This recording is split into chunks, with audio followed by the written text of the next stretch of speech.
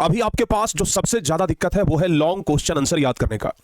लगभग 99% बच्चे ऐसे हैं जिनका एक ही प्रॉब्लम है कि सर ऑब्जेक्टिव तो तैयारी पूरा हो गया, लघु उत्तरीय भी सर मिला जुला करके हो जाएगा, लेकिन सर जी दीर्घ उत्तरीय प्रश्न याद ही नहीं हो रहा है।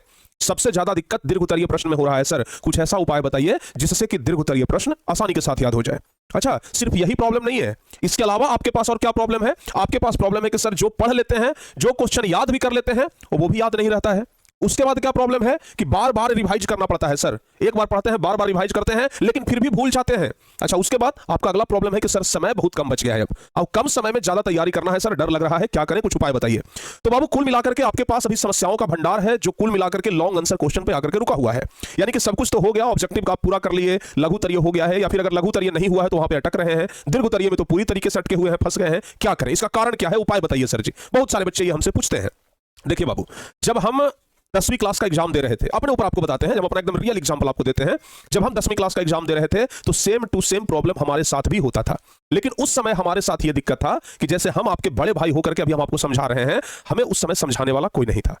अगर उस समय हमारे जैसे कोई हमसे बड़े लोग होते ना, और अगर जो बात अभी हम आपको समझा रहे हैं अगर वो हमें समझा देते तो यकीन मानिए हम बहुत बढ़िया नंबर लाते। जितना भी आया है उसमें तो कुछ ना कुछ इंक्रीज जरूर होता। तो बाबू आज हम आपको जो बात बताने जा रहे हैं उसको समझिएगा बड़े ध्यान से कि आखिर मामला अटक कहां रहा है। आखिर आपको सब कुछ याद हो रहा है, लॉन्ग क्वेश्चन में आप क्यों फंस रहे हैं, या फिर किसी एक सब्जेक्ट के लॉन्ग क्वेश्चन में क्यों फंस रहे हैं। कुछ सब्जेक्ट का आपको लॉन्ग क्वेश्चन याद हो जा रहा है, कुछ सब्जेक्ट का लॉन्ग क्वेश्चन आपको याद नहीं हो रहा है। इसका कारण क्या है? देखिए हम आपको शॉर्टकट में 2 कारण बताएंगे और 2 कारण की वजह से आपको समझ में आ जाएगा कि आखिर दिक्कत कहां पर है। सबसे पहली बात, जो सब्जेक्ट आपका फेवरेट है, समझिएगा ध्यान से। बहुत सारे बच्चे को लगता है ना कि हमारा दिमाग कमजोर है, हमारा याददाश्त कमजोर है, याद करते हैं तुरंत भूल जाते हैं, वो अपने याददाश्त को दोष दे देते हैं। आप सबसे पहले ये समझिए कि जो सब्जेक्ट आपका सबसे फेवरेट है, जो सब्जेक्ट आपका सबसे फेवरेट है, जो सबसे पसंदीदा आपका सब्जेक्ट है, आप उस सब्जेक्ट को लेकर के बैठते हैं, उस सब्जेक्ट का क्वेश्चन याद करते हैं, बस चुटकियों में तुरंत क्वेश्चन याद हो जाता है। लेकिन जो सब्जेक्ट आपका फेवरेट नहीं है, जिस सब्जेक्ट से आपको डर लगता है, जब आप उस सब्जेक्ट को लेकर के बैठते हैं तो वो आपको परेशान करता है, वो आपको याद नहीं होता है। आपको क्या लग रहा है? ये बातें सुनने के बाद आपको क्या लगा? दिक्कत आपके दिमाग में है या फिर दिक्कत सब्जेक्ट से है?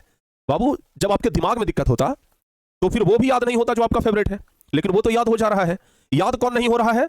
तो जो सब्जेक्ट हमारा फेवरेट नहीं है वो हमें याद नहीं हो रहा है। यानी कि दिक्कत दिमाग में नहीं, दिक्कत सब्जेक्ट में है कि आपने एक को फेवरेट बना लिया, दूसरे को फेवरेट नहीं बनाया, दूसरे से कहीं ना कहीं नफरत करते हैं, एक को पसंद कर रहे हैं, एक को नफरत कर रहे हैं। तो जिससे आप नफरत करेंगे वो तो आपसे नारुष्ट हो ही जाएगा ना, वो तो आपसे रूठ जाएगा ना। तो वही बात हो रहा है आपके साथ। तो इसलिए आप एक विद्यार्थी हैं, सिलेबस के लिए आप एक राजा हैं, और राजा का ध्यान हर एक प्रजा के ऊपर एकदम बराबर होता है। राजा का ध्यान हर एक प्रजा के ऊपर बराबर होनी चाहिए। लेकिन आपने क्या किया? एक प्रजा पर ज्यादा ध्यान, दूसरे प्रजा पर कम ध्यान, यानी एक सब्जेक्ट पे ज्यादा ध्यान, एक सब्जेक्ट पे कम ध्यान, एक को दिल से लगाया, एक को दिल से बाहर निकाल दिया। यही आपका सबसे बड़ा कारण हुआ। अगर ये कारण नहीं है, आप कहेंगे कि नहीं सर ऐसा बात नहीं है, ये कारण नहीं है, कुछ और कारण है।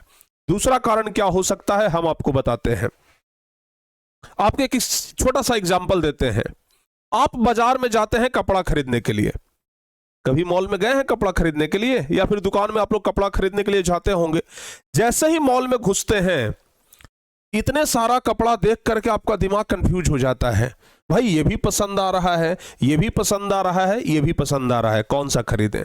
आपके साथ जो जाता है उससे पूछते हैं, अरे भाई बताओ ना तुमको कौन पसंद आ रहा है, जो तू कह देगा वही खरीद लेंगे, अच्छा कौन लग रहा है।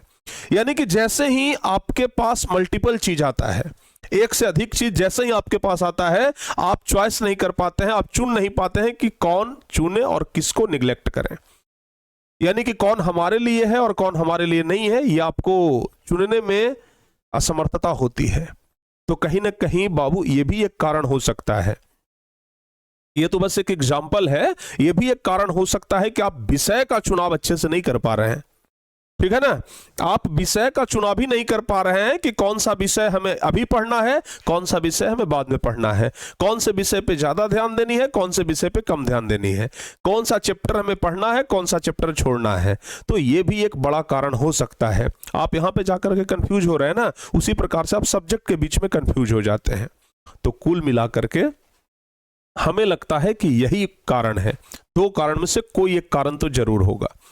लेकिन बाबू अगर आप लोग याद करना चाहते हैं लॉन्ग आंसर क्वेश्चन, तो उसका एक सबसे सटीक उपाय हम आपको बताते हैं। ये तो हम आपको कारण बताए, अभी तक हम आपको सिर्फ कारण बताए हैं कि आखिर आपको याद क्यों नहीं होता है।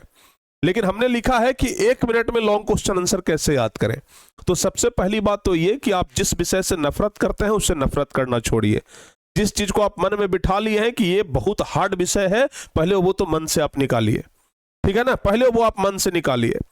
और याद करने का सबसे सटीक तरीका यही है कि आप एक बार चीजों को ध्यान से पढ़िए, ज्यादा नहीं, बस 1 या 2 बार पढ़िए।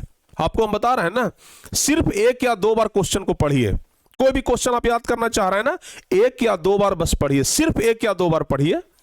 सिर्फ 1 या 2 बार पढ़ने के बाद आप उसे तिवारा मत देखिए, सीधे कॉपी और पेन उठाइए और उस क्वेश्चन का आंसर लिखना शुरू करिए हाथ से। एक बात यकीन मानिए, जब तक आप लिखेंगे नहीं तब तक आप भूलते रहेंगे। जब आप लिखना शुरू कर देंगे उस दिन से आप भूलना बंद कर देंगे। तो 1 बार पढ़िए, 2 बार पढ़िए, हो सके चलो भाई तीसरा बार भी पढ़ लिए, लेकिन उसके बाद कॉपी पेन उठाइए और जो आप पढ़े हैं उसको लिखिए। हो सकता है कि आप लिखने के दरमियान गड़बड़ा भी जाएं, हो सकता है कि आप गड़बड़ा जाएंगे कि भाई जो चीज याद किए हो सकता है उसमें से कुछ छूट रहा है, कोई बात नहीं, छोड़ छोड़ के ही सही, जैसे तैसे ही सही, लेकिन लिखिए। जैसे तैसे ही सही लेकिन लिखिए। पहली बार लिखेंगे कुछ चीजें छूटेगा, मिलाइए, अरे ये चीज छूट गया, ये चीज लिखाया, हाँ चलो बढ़िया है, ये भैया छूटा था, चलो फिर से इसको एक बार लिखते हैं। आप 2 बार याद करिए, 2 बार लिखिए, कंफर्म 100% गारंटी के साथ कहते हैं कि लॉन्ग क्वेश्चन याद होगा, ठीक है ना। तो बाबू जिस दिन से आप इस तरीके से करना शुरू कर दिए ना, आपको याद हो जाएगा। लॉन्ग क्वेश्चन याद करने का एक ही तरीका है, रीडिंग एंड राइटिंग। सिर्फ आप रीडिंग सोचेंगे कदापि नहीं होगा, हम आपको 100% कह रहे हैं। लॉन्ग आंसर क्वेश्चन कहता है कि हमें रीडिंग भी करो और उसके बाद राइटिंग भी करो। तो रीडिंग, राइटिंग और फिर उसके बाद 1 सप्ताह के बाद रिवाइजिंग, रिवाइज करिए उसको। तो रीडिंग, राइटिंग और रिवाइजिंग, जिस दिन ये 3 चीज कर लिए, यकीन मानिए आपको लॉन्ग आंसर क्वेश्चन याद हो जाएगा, फिर आपको डर ही नहीं लगेगा। और अगर आप ये नहीं करते हैं, अगर आपको लिखना बड़ा हार्ड काम लगता है, अगर आपको लगता है कि लिखने वाला काम हमसे नहीं होगा, तो फिर सबसे अच्छा है आप परीक्षा ही ना दीजिए। अगर लिखने वाला काम आपसे नहीं होगा तो फिर परीक्षा ही ना दीजिए ना, सबसे सिंपल तो यही है। क्योंकि लिखना तो पड़ेगा, लिखना तो पड़ेगा, ठीक है ना। परीक्षा अगर देना है तो लिखना पड़ेगा, अगर नहीं लिखना चाह रहे हैं तो परीक्षा ही ना दीजिए, या फिर देंगे तो फिर बढ़िया नंबर नहीं आएगा। तो इसलिए रीडिंग एंड राइटिंग साथ लेकर के चलिए। अगर जिस दिन ये लेकर के चले, यकीन मानिए लॉन्ग आंसर का बाप भी आ जाएगा, आप उसे पूरा कंठस्थ कर लेंगे। तो उम्मीद करते हैं कि आज से आप लोग रीडिंग एंड राइटिंग रूल्स को फॉलो करेंगे, और अगर आप इस रूल्स को फॉलो करें और अगर आपको फायदा हो तो आप जरूर हमें कमेंट करके बताएं कि हाँ सर जी फायदा हो रहा है। और अगर आपको ये फॉर्मूला बेहतर लगा हो, ये वीडियो आपको बेहतर लगा हो, तो इस वीडियो के नीचे कमेंट करिए कि सर जी ये वीडियो हमें बहुत अच्छा लगा, इंप्रेसिव वीडियो था, और सचमुच में आपने जो कारण बताया वही कारण है, या फिर कोई और कारण है, कोई और कारण है तो वो कारण भी हमें मेंशन करें, अगर होगा तो हम उस कारण पर भी विचार करके आपको बताएंगे। चलिए, दिल की गहराइयों से आप सभी लोगों का धन्यवाद कि आपने शुरू से लेकर के अंत तक इस वीडियो को देखा। मिलते हैं किसी और वीडियो में, तब तक के लिए बच्चों जय हिंद, धन्यवाद।